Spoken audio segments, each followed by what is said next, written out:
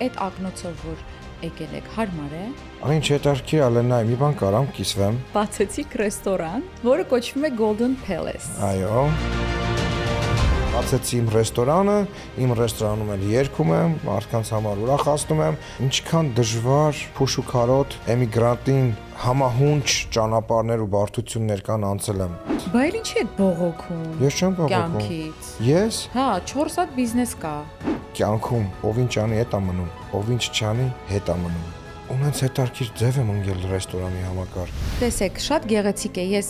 մատուցող էի դժվար կյանքով, հետո դարձա մենեջեր, հետո ռեստորան բացեցի։ Ո՞նց։ Իդեպ ասեմ, որ խոհարարս իմ շատ պրոֆեսիոնալ կին է, Նարինեն, բլոգեր Թութու Լավայի հենց մայրն է հանդիսանում։ Օ, պատից կախված իմ ջութակը ընկավ Կոտրվեց։